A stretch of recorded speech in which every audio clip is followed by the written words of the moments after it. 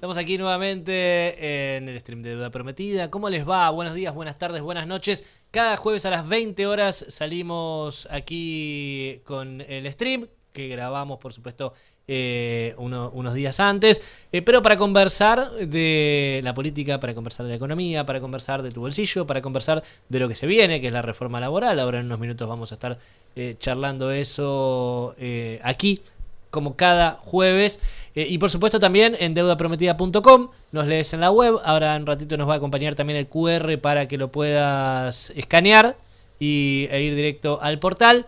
Ahí está, mira, ahí lo tenés, para que lo escanees con el celu.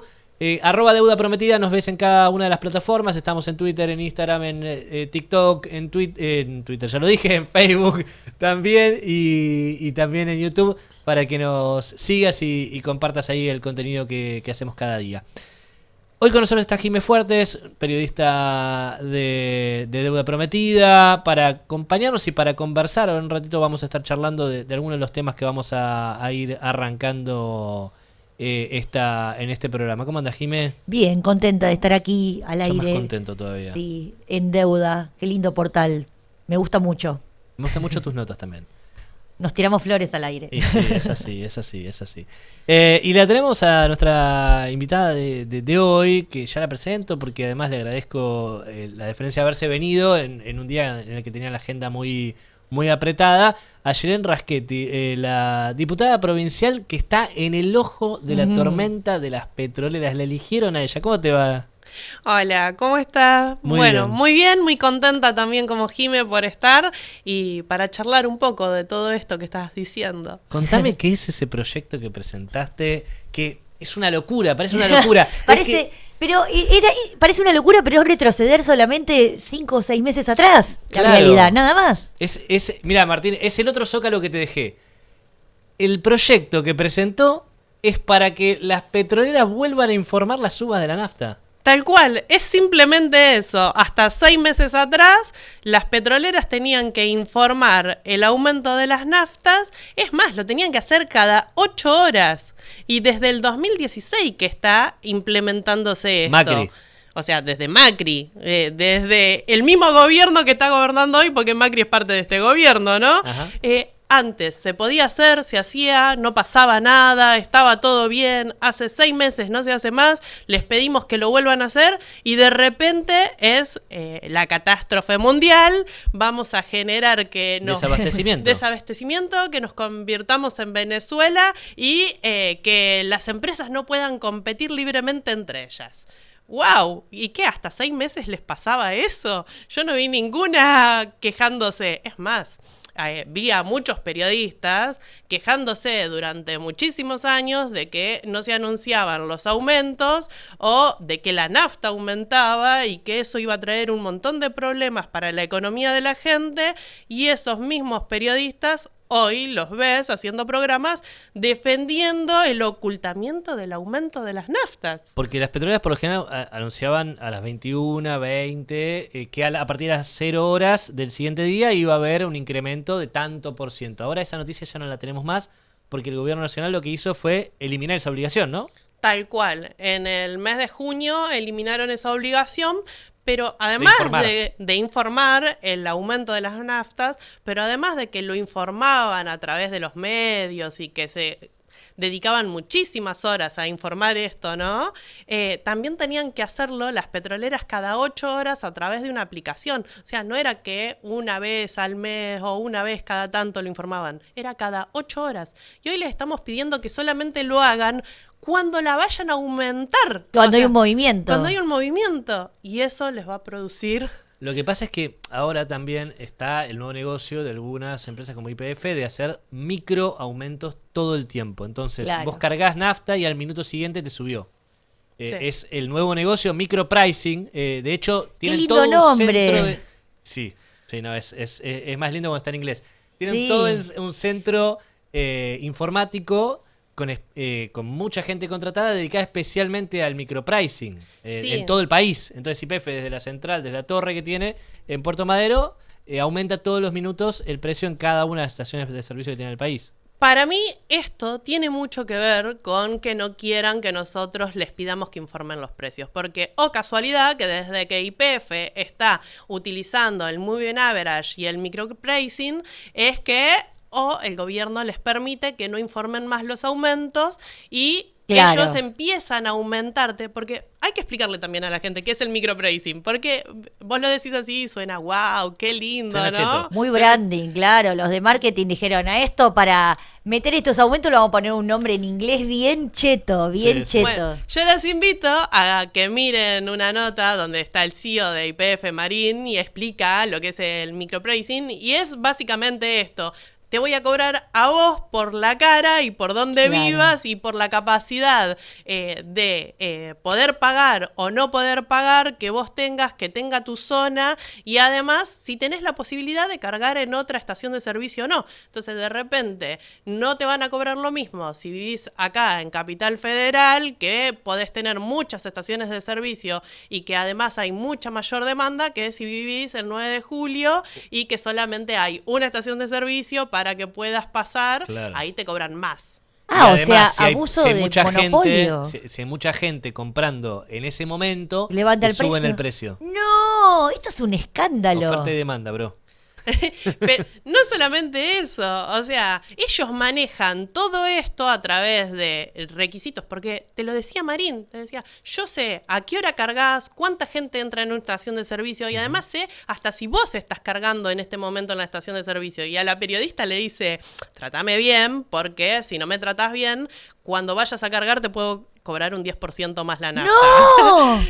Sí, Es todo lo que está mal. todo lo que está mal, pero ellos manejan toda esa información, tienen toda la data de cuándo cargas, dónde cargas, cómo cargas, qué combustible cargas, si es a principio de mes, si elegís cargar una premium o si es a fin de mes, que una regular, y vos no podés saber cuándo te van a aumentar. Y la privacidad de datos, ¿dónde quedó, no? Bueno, es otro tema, ¿no? Pero ellos desde Puerto Madero, 12 personas que están encargadas de generar estos microprecios, están decidiendo cuánto te va a valer la nafta mientras vos estás durmiendo y al otro día, cuando te despertás, te puede salir un 10% más.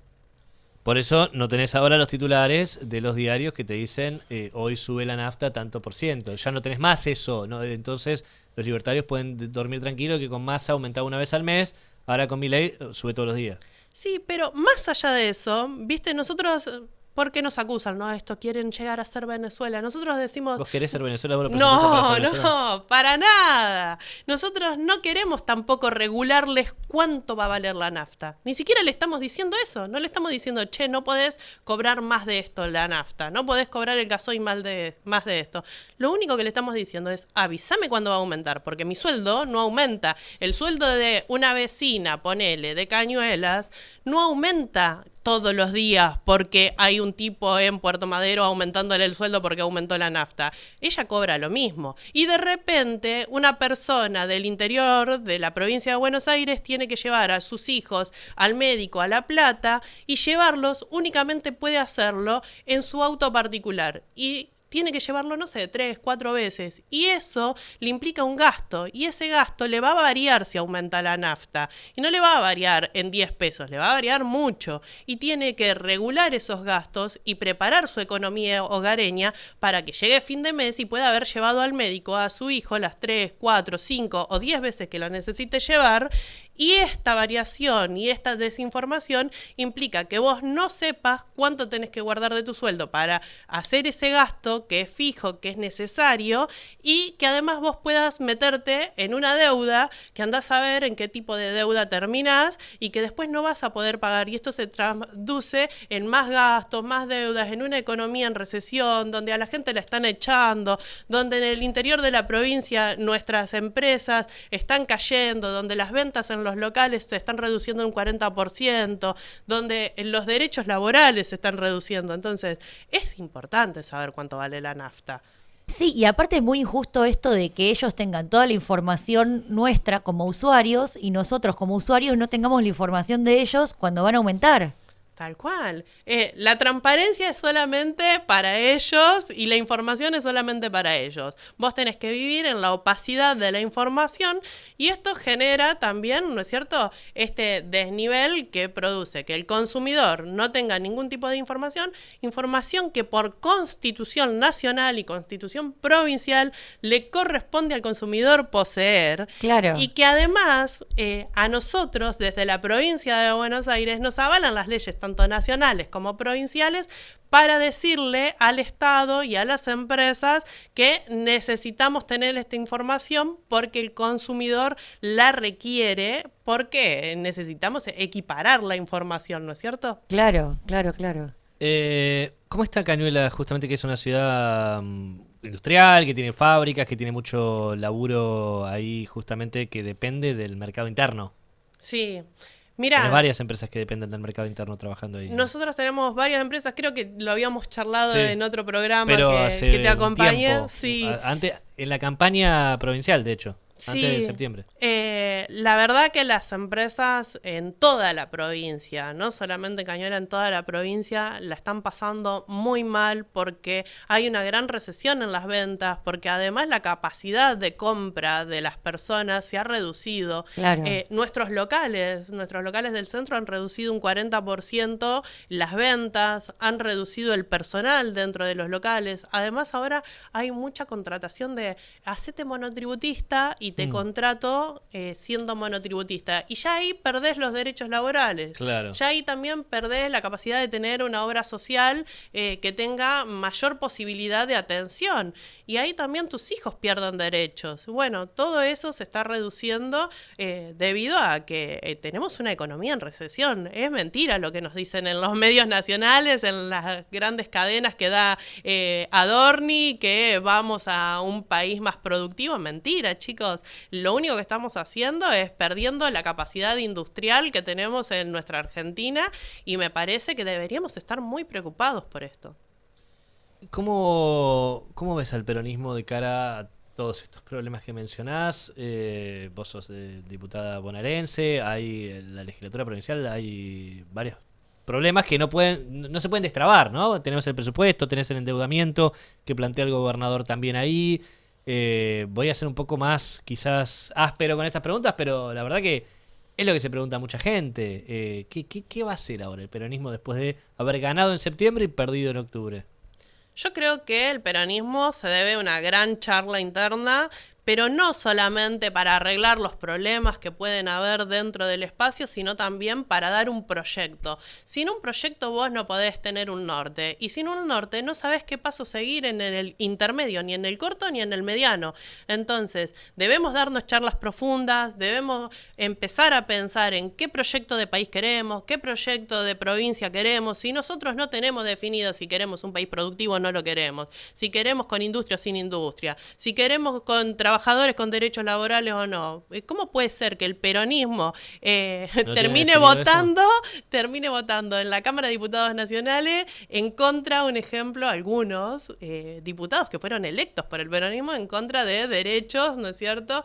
Como, no sé, el peronismo de Córdoba, ponele, que vos decís, hey, pero escúchame, ¿no eran peronistas? Y bueno, entonces tenemos que replantearnos qué situaciones, ¿no es cierto?, queremos. Es el peronismo en todas sus vertientes, pero con ejes claros. ¿Y cuáles serían esos ejes claros? Porque, por ejemplo, la reforma laboral puede ser uno de ellos.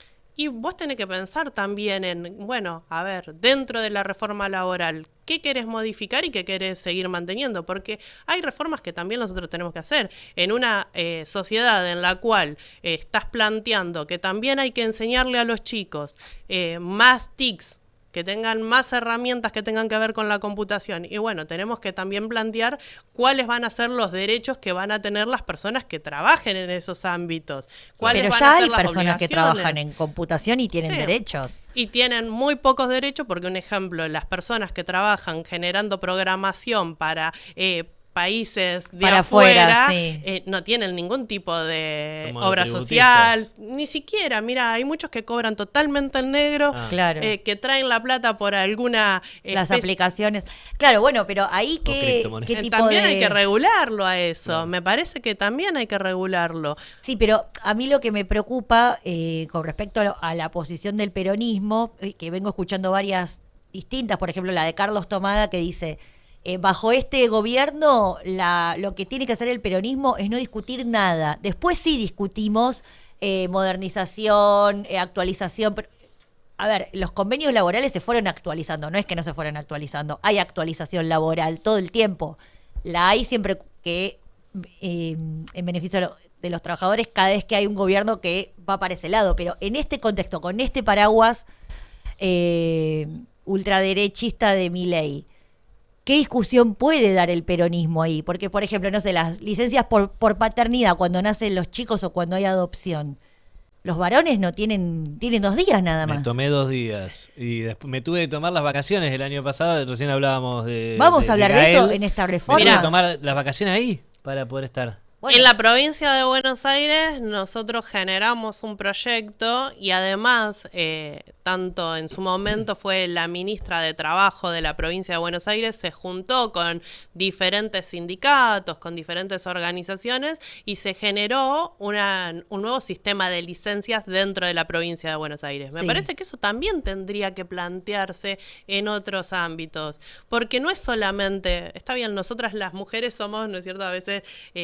discutimos mucho el tema de, bueno, nuestras licencias. ¿Qué tipo de licencias? Hay licencias compartidas también. Claro. En otros países hay licencias Sí. que duran 6 meses o hay licencias que duran 1 año y las podés compartir. Y Entonces se toma uno, se toma la otra. hoy me tomo 3 Sí. meses yo, después te tomas 1 mes vos, después me vuelvo a tomar 2 meses yo y compartimos esa licencia entre los dos de acuerdo también a las necesidades que tenga nuestro grupo familiar, porque Claro. también es una realidad que de repente yo necesito la licencia o de repente la necesitas vos porque yo por mi carrera también a veces necesito volver a trabajar y si solamente yo tengo la licencia que me están obligando a mí como mujer también a estar ahí en el hogar haciendo uso de esta licencia y cuidando a mi hija y yo no puedo avanzar dentro de mi carrera también. Claro. Y Claro. tiene que ver también con muchas mujeres que después se les cortan las posibilidades laborales porque le dice, tenés que tener 10 años ininterrumpidos dentro de este ámbito. Y pero yo tuve un hijo en el medio. Ah, no, bueno, listo. Entonces, ¿qué pasa con esos trabajos? O ¿Qué pasa con contratar menos esas? mujeres porque se toman licencia cuando tienen hijos también. Eso Bueno. es algo, una realidad argentina. claro. Y Bueno, por eso tenemos digo, hijos los dos, o sea. Sí. pero en ese caso, ¿crees que el peronismo puede dar esta discusión o que va a terminar entrampado en la propuesta oficial y va a quedar en una posición reactiva? Yo creo O sea, que siempre podemos dar la discusión. El peronismo siempre fue proposición, siempre fue revolucionario, siempre fue moderno. Nosotros nos hemos estancado, nos hemos achanchado, y lo digo nosotros como lo hace un montón, ¿no es cierto? Tanto de dirigentes como de las bases, porque Sí. las bases también, yo les digo, hay que hacer lío, chicos, porque si vos dentro de las bases te callás la boca y no decís nada, porque también estás en una posición de comodidad, porque no, total viene el jefe, el líder, el conductor, claro. el otro, y me da la orden, y si él no dice no hacemos nada, y total yo todos los meses termino con lo mío igual, entonces estás también en un estado de comodidad. Fuiste a un Exigile a tu punto- jefe, si vos no le exigís, no va a hacer nada. Cuando los pueblos se duermen, los dirigentes se achanchan. Fuiste a un punto bastante incisivo. El tema de los liderazgos, ¿no? Dentro del peronismo. Es un punto donde, bueno, vos estás en un partido particular, que es el Frente Renovador, ¿no? Pero en el peronismo, en el PJ, hay un tema ahí de las presidencias de los partidos. Que ahora en el bonaerense, de hecho, va a haber elecciones. Entiendo que el año que viene, cuando se cumpla aniversario, lo adelantó Máximo Kirchner el sábado pasado. Nosotros votamos dentro del Frente Ah. Renovador. Por eso hago la aclaración. Vos votás dentro del Frente Renovador, ¿no? Pero Igual soy peronista de corazón dentro del Frente Renovador. Habemos peronistas, hay radicales, estamos de muchos lugares diferentes, pero bueno, nosotros dentro de nuestro partido votamos ahí, tenemos una orgánica propia. Claro. Más allá de eso, yo creo que hay mucho líder pino que no deja que crezca nadie debajo de él, que eso lo hace cómodo al líder porque no tiene competencia, entonces es el único que conduce, el único que dice, no hay opiniones disidentes, y también hace cómodo al que está abajo porque si no me ordenan, yo me quedo acá quietito. ¿Cuánto concejal, cuánta concejala conocemos dentro del conurbano, dentro de todos los partidos políticos? No estoy hablando de un partido en particular, de todos los partidos políticos que no tienen agrupación propia. ¿Por qué? Porque los pone el dirigente a dedo y no se quejan en ese momento. Los pone el dirigente a dedo porque al no tener agrupación propia tampoco le puede traer reclamos porque no hay nadie que respalde esos reclamos. Claro. Entonces terminan siendo esos que van y votan lo que les manda el Ejecutivo, los que les dice su conductor o jefe político que voten y nada más, y no tienen ideas propias, porque cualquier idea propia termina aplastada porque no tiene nadie que le respalde detrás. Claro. Sé que tenés poco tiempo, por eso quiero hacerte una última pregunta y si podés te extendés con la respuesta o no, pero ¿cómo ves la Cámara de Diputados bonaerense ahora reordenada, ¿no? Con esta victoria que tuvo el Fuerza Patria en septiembre, que fue justamente para reforzar a la Cámara de Diputados y de senadores de la provincia? Bueno, todavía no empezamos, así que... Al 10 de diciembre. No, por eso, pero ¿cómo la ves? Y bueno, es que va a tener que ser... Porque, si querés nos juntamos después del 10 dale, de diciembre. Dale. Después de que pasen unos meses. Falta un mes. Después que Claro, pasen vos unos querés ver meses. cómo se llevan. Yo quiero ver cómo transcurre toda esta situación, cómo vamos amalgamando, porque... Bueno, el año que viene hablamos. Dale, ahí El va. año que viene estás invitada ya para hablar del tema. Pero bueno, Sí. estas diferencias que tiene el peronismo, la Cámpora, Movimiento Derecho al Futuro... Pero son ricas las diferencias. ¿Sí? Ay, no hay que tenerle miedo a las diferencias. A mí me encantan, porque si no, de nuevo, lo mismo. Hacemos todo, saludo uno, bajamos el brazo y vamos para el mismo lado porque lo dice una persona. Las diferencias lo que te hacen es discutir. Y la discusión es sana, Bien. porque ahí tenés la propuesta de ella, la propuesta tuya, la propuesta mía, y entre todas esas propuestas, por ahí podemos sacar una conclusión superadora. Ahora, si la única propuesta que vamos a escuchar es la de ella que nos conduce, entonces por ahí nosotros dos nos guardamos ideas que son mucho mejores que la de ella y no las decimos por miedo. Y yo creo que hay que saber discutir y dónde discutir, cuando callarse la boca también, porque hay peleas que, como en casa, ¿no? Hay peleas que uno dice, esta discusión no vale la pena, la dejo pasar, esta te la dejo ganar. Pero después hay cosas coyunturales que tenemos que discutir y que no tenemos que dejar pasar. Bien. Entonces, me parece que las discusiones suman y las diferencias suman. Si no, seríamos todo lo mismo y eso no tiene nada de rico. Entonces, ¿qué valdría el Frente Renovador dentro de la unión del peronismo si fuéramos lo mismo que el resto? Y no somos lo mismo que el resto, somos diferentes. ¿Qué valdría Movimiento Derecho al Futuro si fuera lo mismo que la Cámpora? No valdría nada. Entonces, en esas diferencias, en esos diferentes puntos, conquistamos diferentes personas y vamos sumando miradas que pueden tener una construcción superadora para este proyecto del que estoy hablando, que debemos ponernos en mente y con miradas y con puntos claros de, bueno, entre todas estas diferencias, ¿cuáles son los puntos en común?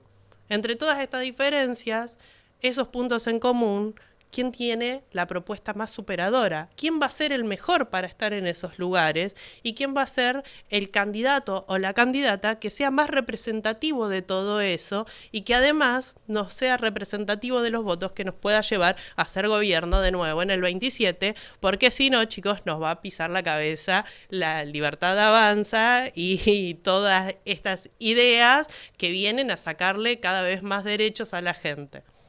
Me gusta hablar con ella porque siempre me deja una energía positiva, optimista. Te deja arriba. Optimista, sí.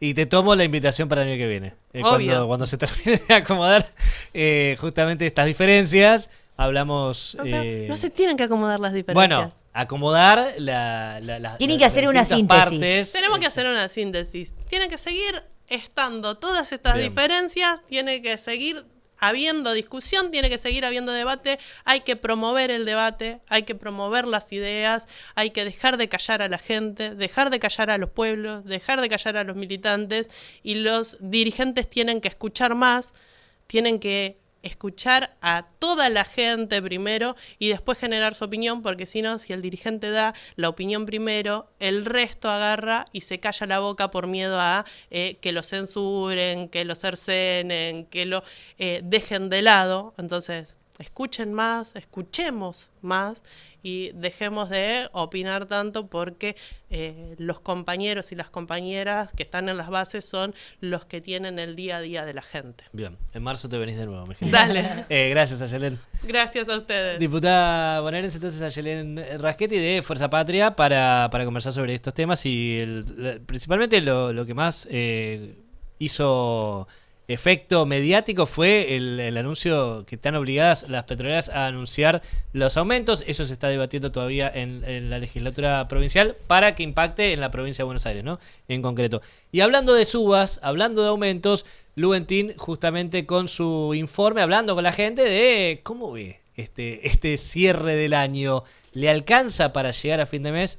Ahí tenemos. El año se va cerrando y con aumentos. Facturas de luz y de gas en promedio un 3,8%. Aumenta la nafta y el gasoil por actualización del impuesto a los combustibles líquidos y al dióxido de carbono. El transporte también aumenta, los colectivos, subte y premetro en un 4,1%. Prepagas no se iban a quedar afuera y también aumentan entre un 2,1 y un 2,8%. Hay que dejar afuera los alquileres porque quienes están bajo la ley ya derogada de alquileres tendrán una actualización y van a tener un aumento de un 42% aproximadamente. ¿A tu bolsillo cómo le afectan estos aumentos? Esto nos dijeron. El sueldo no alcanza para nada, los aumentos sacan poder adquisitivo, la gente no llega, no puede comer, se endeuda para comer, entonces está muy difícil y todo sigue aumentando, todo menos los sueldos. Soy jubilada y con la mínima, después de haber trabajado 36 años y medio. Y cobro, no llego a 350.000 pesos. Es una vergüenza. Es devastador. O sea, todo aumento te perjudica totalmente el bolsillo. No hay otra posibilidad. Sea poco o mucho, siempre afecta. Sí. Pero digamos que por ahora es manejable. Es manejable. No afecta tanto como hace un tiempo atrás. O sea, no soy partidario de nada, ¿no? Pero sí, como un tiempo atrás que sí, que todos los días era un precio nuevo. Salías con una plata y gastabas de más. Hoy no, hoy creo que por lo menos entre semana o lo que es en una semana salís con cierta cantidad de plata y alcanza. Los últimos 6 meses, 8 meses se vino abajo. Yo estaba más o menos pagando todas mis cuentas y hoy por hoy no puedo. ¿Cómo te va vos para llegar a fin de mes? Escríbenos en el chat de YouTube y mandanos mensajes también en @deudaprometida o @deudastream, también, que estamos ahí justamente en Twitter, en Instagram, en TikTok para subir los contenidos de este programa y también para leerte. @deudaprometida, @deudastream y @zorlando también para que nos mandes tu comentario. ¿Llegás a fin de mes? ¿Cómo te va con eso? ¿Hace cuánto que se te empezó a complicar? Ya estamos además a casi mediados de mes, entonces ahí empieza a ser el momento en que se dificulta. Y este año no parece tanto, pero también falta un mes para la Navidad, así que en otras ocasiones donde había un poco más de auge o de mejora económica, la gente ya por octubre empezaba a ver las temáticas navideñas o empezaba a planificar, a comprar. Me parece que este año no lo estamos viendo porque la gente no llega mucho a fin de mes. De hecho, uno de los productos que más se vendió en el Cyber Monday fue alimentos. Y eso te habla de que la gente necesita, para comprar comida, llegar, tener descuentos, tener ofertas, ¿no? Justamente, mirá, hablando de cómo está la gente. Esta es una nota de Agustina Bordigoni en Deuda Prometida, hablando sobre el desempleo. Aumentó el seguro, el presupuesto que usa el gobierno nacional, el seguro del desempleo, aumentó 563%, por eso lo titulamos como que el ajuste sale caro, ¿no? La cantidad de personas beneficiarias creció de los 47.000 en 2023 a 161.000 personas en 2025. ¿Sí? 47.000 millones de pesos. Bueno, esto te tiene ahí con los documentos justamente para mirar la nota de Agustina Bordigoni. Con un presupuesto, con un salario mínimo vital y móvil que está paralizado hace un par de meses. Ahora en noviembre se van a reunir de nuevo para ver de subirlo. 300.000 pesos, 320.000 pesos. ¿Para cuántos días te alcanza? Bueno, ese es el sueldo mínimo vital y móvil que estableció el gobierno, porque cuando convoca al Consejo del Salario no los deja discutir. Dice, bueno, a partir de mañana el salario va a ser porque ustedes no se pusieron de acuerdo. Pero 300.000 pesos, imagínate ganar eso solamente por todo un mes. Serían 10.000 pesos por día, más o menos. ¿Te alcanza para vivir 10.000 pesos por día para una sola persona? ¿Y para dos? ¿Para una familia? No te sirve nada. ¿Te imaginas algún ministro de Milei, Jime, ganando 300.000 pesos por mes? ¿Al presidente de la República ganando 300.000 pesos por mes? Me los imagino pagando una cena. De 300. Claro, y una lucas. cena austera de ellos. Austera, sí. Claro, pero sí, eso me los imagino. Sí, es interesante lo que planteas del salario mínimo, porque hasta hace poco era como una forma de evaluar la relación de fuerzas que hay entre los trabajadores y los empresarios, entre los que necesitan de los trabajadores. Estoy muy en contra de los que dicen, bueno, los empresarios dan trabajo. No, los empresarios no dan trabajo. No es beneficencia. Los empresarios necesitan trabajadores. Los empresarios necesitan trabajo y los trabajadores vamos y le vendemos nuestra fuerza de trabajo y a veces nos pagan más y a veces nos pagan menos. Nos pagan mucho menos bajo estos gobiernos tan sobreexplotadores, porque se supone que nosotros, los trabajadores, a su vez somos los consumidores, por eso somos los que después terminamos reventando el Cyber Monday con compras de yerba. Y la relación de fuerzas cristalizada en ese salario mínimo, o sea, se pelean los trabajadores contra los empresarios y los empresarios contra los trabajadores, esa lucha, esa puja da un número y ese número es muy bajo. Vos sabés que es un número que da bajo en pesos y no da tan bajo en dólares, porque claro, el dólar ahora está caro. Entonces, si vos lo medís en dólares, subió un poquito, pero es una mentira, porque en realidad el dólar está demasiado apreciado. Barato. A ver, hay un tema acá también con lo de lo que decías, que quiero resaltar lo que decías, que los empresarios no dan trabajo. Los empresarios usan el trabajo de los laburantes para poder generar productos y quedarse con un porcentaje de eso como ganancia. Si los empresarios no necesitaran de los trabajadores, entonces no se quejarían cada vez que hay un paro. Y no harían la cuenta de cuánto perdió el país ese día. Por el paro de Moyano, Argentina perdió 10.000 millones de pesos, ¿no? Por ejemplo. Esos son los titulares que ves todos los días que hay un paro. Todos los días en que había un paro. Que en los momentos en los que había. Sindicalista que se anime a parar. Pero esos son los titulares que significan que o por el feriado se perdieron tantos pesos que no se produjeron. Sí. Eso es porque los laburantes son los que generan la riqueza, no el empresario. Sí, la cuestión es que en este momento, como decías vos, el salario mínimo representa que no hay una retribución por la cantidad de riqueza que sí estamos generando los trabajadores. Esa mala retribución también es producto de la situación política, porque en este momento los sindicalistas no están trabajando para que haya un mayor rechazo a esta relación de fuerzas. Me parece que los representantes sindicales están haciendo la plancha mucho en relación a lo mal que está en este momento los trabajadores registrados y los no registrados, porque a esos ni siquiera los miran. Es decir, bueno, no sos mi afiliado, no te represento, no me importa lo que ganás. Tampoco los trabajadores pasivos, digo, los jubilados son trabajadores, están dentro de la clase trabajadora pasiva en este momento.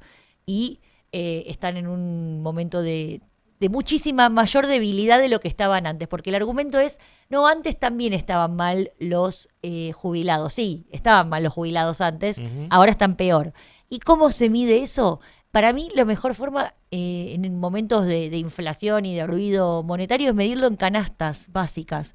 ¿Cuántas canastas básicas te podés comprar con un salario mínimo o con una jubilación? Y no se llega, ni siquiera necesitas varios salarios mínimos para llegar a una canasta.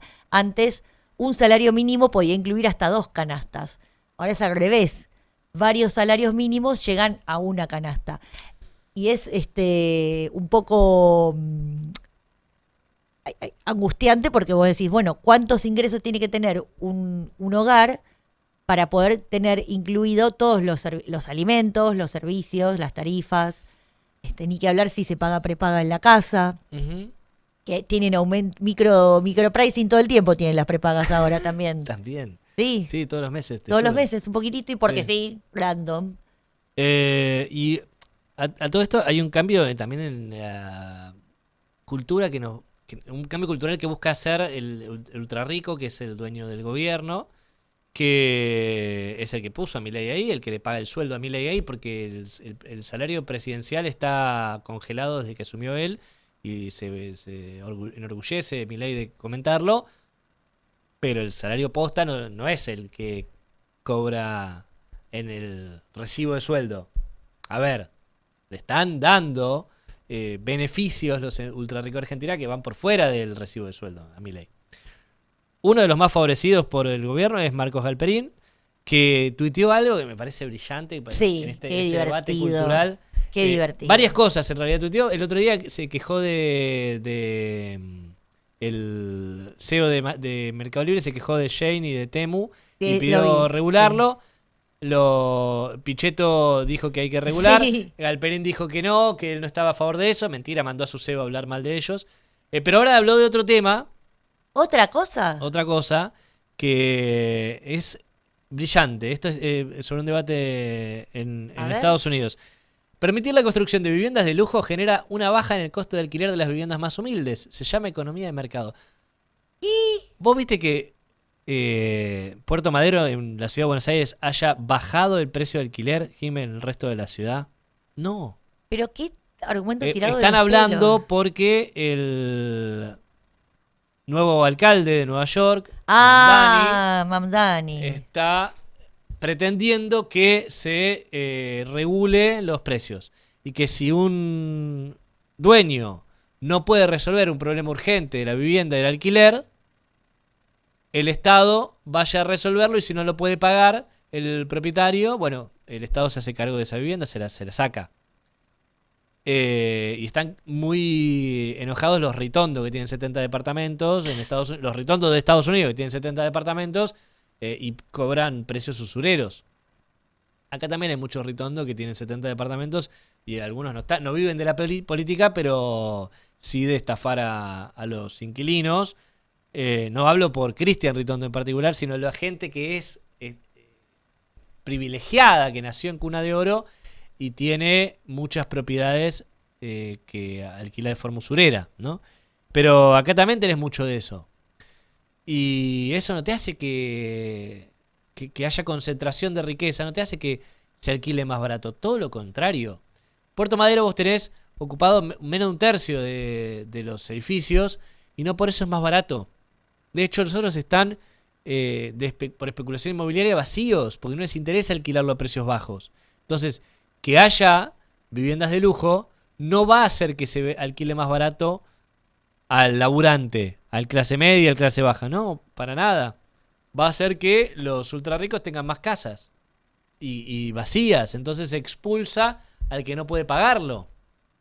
Sí. Por eso, perdón, y con esto cierro, la vicejefa de gobierno de la ciudad, Clara Mucio, se queja todo el tiempo de que no hay aumento de la natalidad. De hecho, hay baja en la natalidad. Claro, ¿y por qué?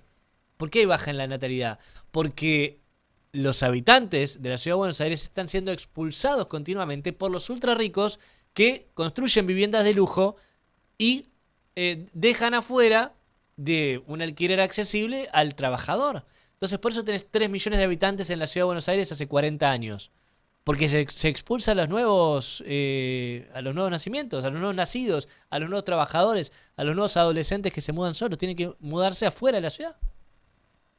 No es muy difícil, hay que hacer las cuentas. Sí, se llama gentrificación y Claro. se llama también valorización del metro cuadrado. El metro cuadrado en la ciudad de Buenos Aires ya pasó a ser una especie de commodity.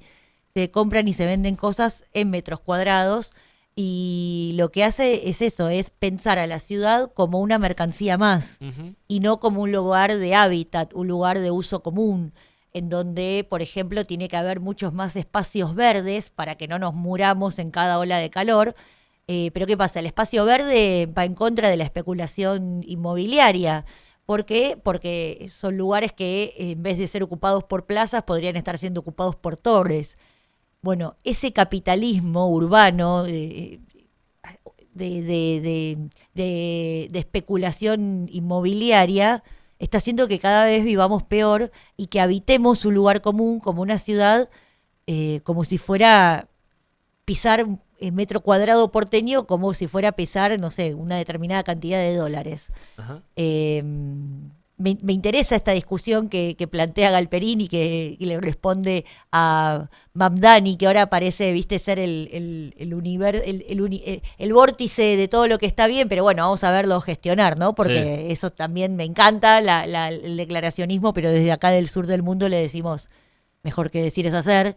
Y después, fuera de joda, digo, las contradicciones en la gestión son muy distintas a las que puedes tener en una campaña. Pero bueno, más allá de eso, me interesa también pensar el hábitat y aquí lo hace mucho en la ciudad de Buenos Aires Jonathan Valdivieso y Eva Kutsoviti, son dos referentes muy importantes de este tipo de posiciones, de cómo explicar, cómo vivir y habitar y cómo construir. Pero también en los distintos municipios del conurbano se están repensando este tipo de formas. Bueno, en el conurbano, más que torres de lujo, lo que ahí abundan son los countries y el problema es el acaparamiento de los humedales en manos de estos desarrolladores urbanos privados. Pero bueno, ahí también la naturaleza, el habitar la naturaleza se convierte en mercancía. Discutamos todo, no nos quedemos solamente con la discusión de Galperín y lo malo que es malo, yo no lo quiero nada, pero al margen de eso, no lo quiero nada por estas cosas, porque es un señor que cuando es un importante referente... Antiderecho laboral. Es antiderecho laboral. Es uno de los que está feliz de que en su empresa trabajen millones de rapis a los cuales él no les paga el salario.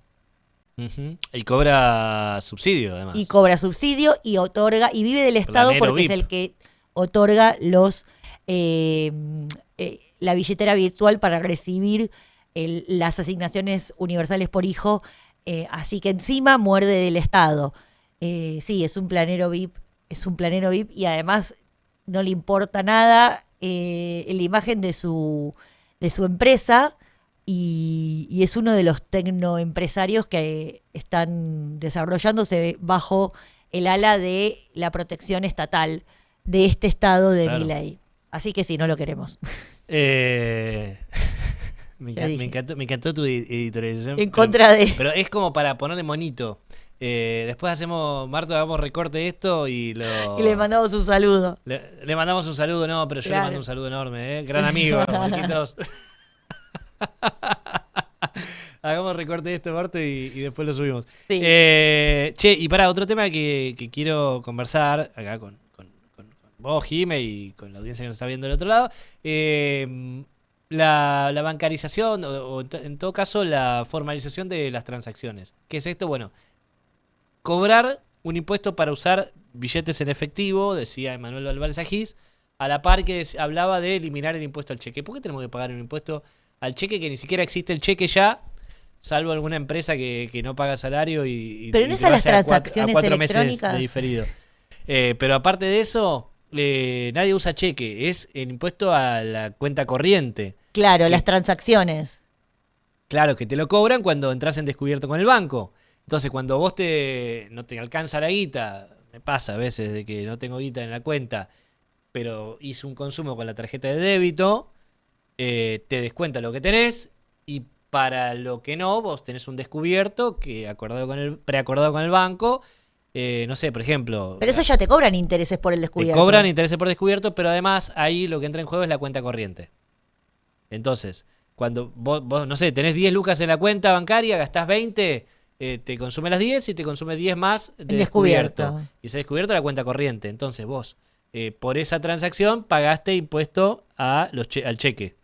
Y vos cuando sumás 10.000 pesos más en la cuenta para cubrir, de nuevo pagás impuesto al cheque porque cualquier movimiento de la cuenta corriente implica un pago.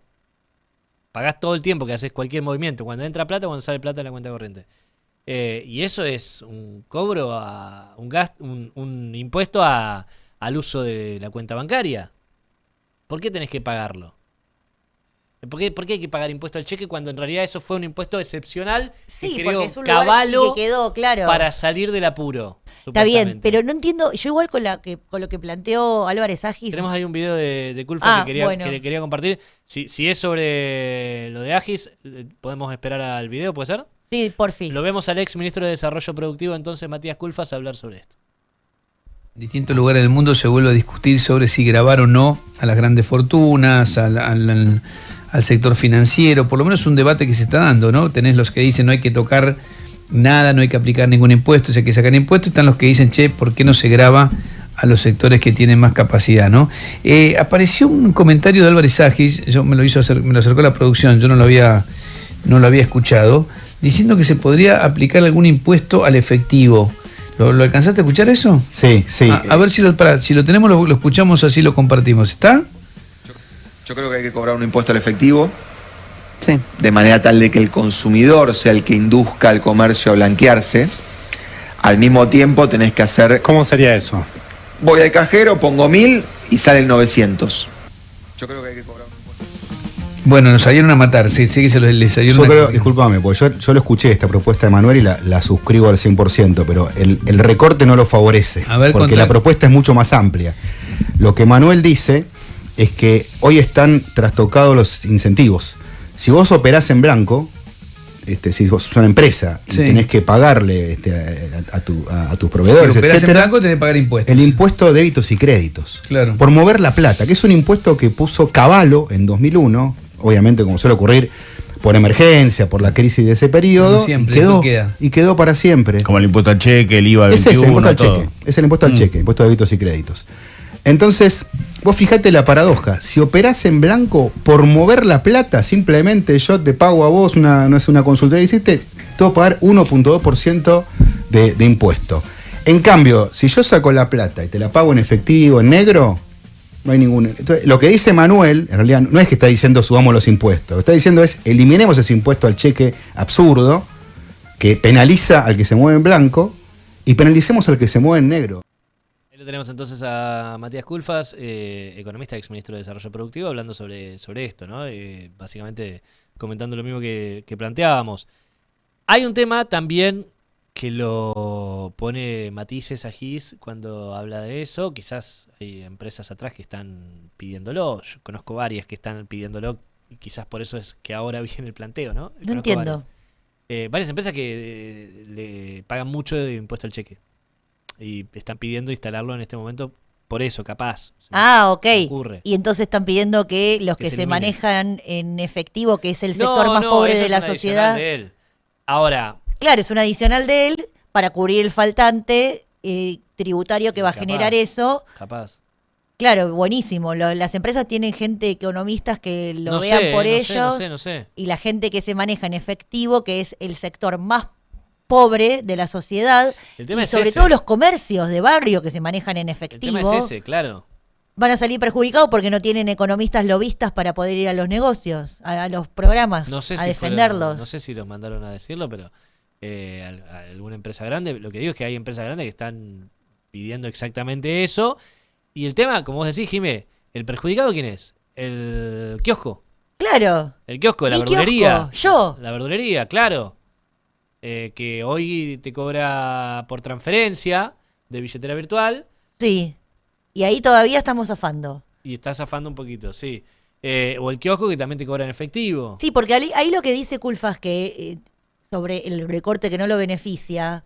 Porque hay 14 segundos que fue lo que compartió Milei, Bueno. donde solo habla del impuesto al efectivo. Por eso, que dice que no lo beneficia el recorte. Hay otro recorte de Álvarez Agis en donde dice que esto va a servir para que los que reciben 150, 200 transferencias por día, que estamos hablando del kiosco del barrio, sea identificado como un negocio como tal ante el ARCA, ante la FIP, y empiece a tributar, ya que, claro, obviamente si él recibe 200 transferencias por día, no es lo mismo que un particular que recibe a lo mejor 1 o 2 por día en su cuenta entre amigos. Ese es otro recorte en donde Álvarez Agis profundiza en el mismo sentido que en el recorte anterior, digo, para responderle a Culfas, que dice que no lo favorece el recorte. Cuando se profundiza en el argumento es peor todavía, porque ahí sí da cuenta que las transferencias entre billeteras virtuales, que son las que se utilizan a lo mejor en los negocios de cercanía, van a estar monitoreadas y van a ser base imponible, van a ser objeto de tributo, de sacar guita de ahí, de los impuestos. O sea, van a aumentarle los impuestos a la gente común, Claro. en cada transacción. Claro. O sea, este gobierno que prometió bajar impuestos, en realidad lo que va a hacer es trasladar el impuesto que no quieren pagar las empresas, de impuesto al cheque que había dejado el cabalismo, para trasladárselo a los que menos tienen y que menos posibilidad tienen de defenderse en esta discusión de la reforma tributaria que está planteando el gobierno. Es así, es así. Mirá qué bonito.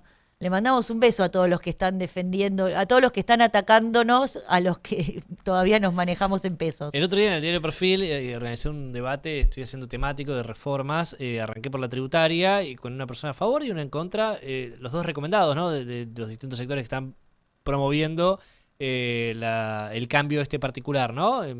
Un sector de la economía particular me dijo, che, mira, esta persona sabe mucho de reforma tributaria. Y de otro sector, de los trabajadores, me dijeron, estas personas saben mucho de lo que de la parte que nos interesa a nosotros, que nos representa a nosotros, ¿no? Entonces, por eso, el gobierno lo que quiere hacer es aumentar. ¿Cuál es el impuesto? Yo te pregunto ahora, ¿cuál es el impuesto más regresivo de todos? El peor impuesto de todos, que pagamos todos los argentinos. Galperín, bueno, Galperín si viviera en Argentina, el galperín argentino y el laburante o el indigente que vive en la calle y va a comprar, capaz con las monedas que juntó, va a comprar un yogur, pedazo de pan, un yogur al supermercado. ¿Cuál es el impuesto más regresivo de todo? El IVA. El IVA, bien. Ese es el que quiere reforzar Milei. ¿Cómo? ¿Cómo lo quiere reforzar? Le va a poner capa, le va a poner quizás un antifaz. Un antifaz y lo va a llamar super IVA. Ah, el super IVA lo leí, sí. Sí. No se sabe mucho lo que es. El otro día hablaba en otro programa de stream que conduzco sobre esto, porque no se sabe mucho, pero es lo que quiere hacer Milei. Con las provincias. Claro. Lo que quiere es que las provincias eliminen todos los impuestos provinciales, vale la redundancia. Ingresos brutos es la principal fuente de recaudación en el grueso de las provincias argentinas, de propia, ¿no? Recaudación propia. Y lo que quiere es que se eliminen todos los impuestos provinciales y se refuercen el IVA principalmente. Entonces, vos pagás, no sé, el celular, 21%. Pero la provincia va a poder sumar a esa alícuota lo que quiera recaudar provincialmente. Entonces, en vez de cobrarte ingresos brutos por 3, 4, 5%, que te cobre todo acá adentro. Y otros impuestos que se eliminen todos dicen, hay muchos impuestos, hay 100 impuestos en cada provincia, bueno, que se eliminen los 100 impuestos y se cobre todo adentro del IVA. Entonces, lo contento que van a estar los gobernadores. Vos, en vez de recaudar por ingresos brutos, vos gobernador, cobrás acá en la compra de celular. Entonces, si vos compras el celular, no sé, en una provincia, te puede cobrar el IVA, el super IVA puede ser del 25%, pues 21 más 4, por ejemplo. Sí. En otra puede ser del 10, entonces va a ser el 31%. Te sale más caro el celular. Entonces vos, consumidora, elegís, no, yo no me voy a comprar el celular en Formosa, que me cobra 31%. Claro. Me lo voy a comprar en Tierra del Fuego, que me cobra 3%. Nada más. Ahora, Entonces vos en vez de vos que vivís en Formosa, te vas a mudar, en vez de comprarlo ahí, te vas a hacer un viaje a Tierra del Fuego para comprarte el celular y volvés. Esa es la idea, que compitan entre provincias. qué divertido, sí, y la capacidad de maniobra que le quita a los gobernadores, porque esto lo recauda y redistribuye Nación. Ah, bueno, sí, es un detalle. Entonces los gobernadores, Es un bien, detalle. gracias, no van a tener capacidad de gestión de sus propios recursos, de los recursos que se generan en sus propias provincias. Ah, pero es un detalle menor el que estás planteando porque Milei cumple con las obligaciones que tiene con las provincias, ¿o no? No, yo creo hasta cierto, ahora. cierto que no, le debe 14 billones de pesos a la provincia de Buenos Aires. 14 Sí. billones de pesos. Y a la provincia de La Rioja, por ejemplo, 1.000 millones de pesos. Y a la de Córdoba también le debe un montón También, y de a plata Santa con la Fe caja también. provincial y a Santa Fe también. Y ahora que están yendo los gobernadores a Casa Rosada a conversar con el nuevo ministro del Interior, Diego Santilli, que le mandamos un saludo, porque si Siempre. le va a pasar lo mismo que a Guillermo Franco, que recibía a los gobernadores, pero después Caputo no les habilitaba la billetera, le va a volver a pasar lo mismo a Santilli, que va a tener el mismo Pero él está destino. chocho de poder Espero. vestir traje de nuevo y cobrar sueldo del Estado. Está chocho. Y de estar ahí sentado Sí, y sí, estar se conversando. siente Pero bueno, importante, y sí, parte y del lo equipo. es. Hasta hace poco era el segundo de un candidato vinculado al narcotráfico. Debe y ahora estar contento, es el ¿no? ministro del Interior. Debe estar Pensar contento que, que se bajó Sperd, me imagino.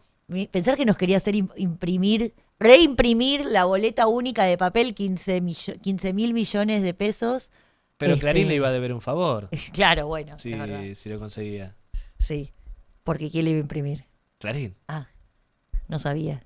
Y yo creo que Clarín le iba a estar contento con Santilli Obvio. si pasaba eso. Pero bueno, mira, no se dio. la reimprimieron. No se dio. No, son muchos gobernadores que tienen una creencia con Nación que no les cumple, una deuda. De hecho, Jorge Macri. Sí, ahora vamos a ver cómo se van a Jorge a Macri de la Ciudad de reunir. Buenos Aires. Sí. Tiene deuda Nación con la Ciudad de Buenos Aires también. Por ejemplo, ¿no? Sí. Son muchas las provincias que tienen una deuda que Nación no les está cumpliendo. Por ahora, yo creo que la mayoría, chito la boca, no van a decir nada, no van a levantar la voz. Pues lo comentaba el otro día, hay muchas provincias donde los ciudadanos votan al gobernador, pero también votan a Milei. Entonces, les conviene mostrarse cercanos al presidente. Me comentaban en una provincia particular que es más que dialoguista. Bueno, por ahí les conviene mantenerse cercanos ahora que está transitando el proceso electoral, No, pero ahora que ya obvio. terminó. No, bueno, pero ahora terminó y Milei salió victorioso, entonces ahora les conviene, en 2 años volvemos a hablar. No, pero yo Pero digo, ahora les conviene. ahora con esta reforma tributaria, vamos a ver si les conviene tanto. Vamos a ver si le dan los votos. Bueno, Osvaldo para eso en Jaldo del particular. peronismo dijo que ya le iba a dar los votos. Ah, bueno, qué bien. Sí. Es importante. No, la peluca no cruzó, no pisó la provincia de Tucumán. ¿Cómo era eso? Que la peluca no pise, los libertarios no van a entrar acá. Sí. No, le entregó la provincia sin que vaya. Claro, exacto. No hizo falta que fuera. Bueno, qué sé yo. Eso es también parte del peronismo que comentaba Raschetti, ¿no? Y sí, porque conducir no es solo conducir un proceso electoral. Me parece que conducir es conducir política, y política tiene que ver con qué reforma laboral va a haber, qué reforma tributaria, qué van a hacer, qué se van a oponer, van a llevar a otros proyectos. Es una encrucijada esa. Ujú. Sí, tal cual. Y la semana pasada incorporamos, como parte de la escenografía de Deuda Prometida, al busto de Chacho Peñalosa, que fue el último caudillo de La Rioja, y que representa esto, ¿no? La voz de las provincias, Jimé, Sí. ante la opresión del Estado unitario. Creo que es mi micrófono, ahí está. Me parece que más importante que nunca, ¿no? De hablar del federalismo en este contexto y de... Qué gracioso. Me encanta que esté acá presente entre nosotros. Y sí. Pero Me gusta. Me parece importante también hablar de esto porque es parte de lo que muchas provincias, capaz, los habitantes empiezan a sentirse oprimidos por Nación. Una nación que no les da bola, no les interesa, nunca los visitó y lo que quiere ahora hacer es quitarle los pocos recursos que le quedan. Porque... Bueno, vamos a ver si el CFI cumple su función histórica, el Consejo Federal de Inversiones, de reunir a los gobernadores cuando tienen un reclamo en común. Ha oficiado de eso. Ha oficiado, ¿verdad? sí. Y entiendo que el año que viene puede llegar a tener un rol más importante también, ya que pasaron las elecciones nacionales, que era lo que estaba colmando la agenda, y también a los gobernadores no muchos, algunos estaban refrendando gestiones y los otros estaban también usándolo de termómetro, ¿no? Entonces, por eso había cierta inquietud personal o particular de gobernadores. Yo creo que el año que viene, que no es electoral, va a tener un rol el CFI importante. Sí. Sí. Con eso, y tiene proyectos propios también del tema, ¿no? Pero bueno, ahora están también los presupuestos provinciales. La Pampa presentó el propio superávit. La Pampa no ha tenido déficit en las últimas décadas. Creo que desde la vuelta de democracia para acá nunca tuvo déficit. Superávit, presenta Sergio Sirioto. Y con montos, importantes que manejan obra pública también. Santa Fe también, sin déficit y con obra pública. Son provincias que antagónicas quizás una con la otra, pero aún así pero quizás hacen el trabajo que no hace Nación. Pero es injusta esa comparación en relación, por ejemplo, a la provincia de Buenos Aires, que tiene el 40% de la población nacional y que está con un problema de déficit y de 14 billones de pesos le debe Milei a la provincia de Buenos Aires. No es la misma deuda que tiene con otras provincias. Claro. Eso, es un factor que hace falta aclarar, ¿sí? Sí, totalmente, porque no depende de la buena o mala gestión de los recursos, sino de ser víctima de un ataque directo económico, es violencia económica. Claro, pero a ver, yo los casos que menciono de La Pampa, que tiene superávit, de Santa Fe, que tiene superávit, que las dos provincias hacen obra pública, lo digo como para plantearte dos provincias que no tienen nada que ver una con la otra, pero que hacen trabajo que debería hacer Nación, que es la obra pública. Las dos se ocupan de eso, porque a los habitantes de Argentina les interesa la obra pública, les sirve la obra pública, es productiva incluso la obra pública, porque no es solamente construir una escuela, es construir puentes, es mejorar las rutas, es... Sí, prepararse para la crisis climática ante las inundaciones. También. Eso es clave, que haya obra pública para que no haya inundaciones. Está directamente relacionado con nuestra vida. Completamente. Pero bueno, es parte también de los debates que no se dieron este año, y hubiera estado bueno que haya campaña electoral de parte de la oposición para que se charle, ¿no? De eso, ¿no? Terminamos el programa por hoy, si te parece. Jiménez, me parece. Me encantaría que vuelvas más adelante. Obvio. Y seguimos charlando de esto. Sí, como siempre. Gracias a todos por habernos acompañado. El QR, recuerden que lo pueden escanear para visitar directamente deudaprometida.com. Redes sociales, @deudaprometida. ¿@Jimefuertes? Sí, @Jimefuertes en Instagram o en Twitter, Jimena Fuertes. Muy bien. Te dije eso, que lo tenés que unificar para mí. Sí, ya sé. Sobre todo, ahora me voy a fijar. Fuertes me gusta más. Bueno, puede ser, puede ser. Me gusta para que lo unifiques. @Jimefuertes. Y pero tengo las dos cuentas ya creadas. ¿Cuál se puede? Ay, pero no sé. Después te enseño. Bueno, dale. Gracias por habernos acompañado. Nos reencontramos el jueves próximo a las 20 horas para hacer el siguiente programa de streaming de Deuda Prometida. Chau.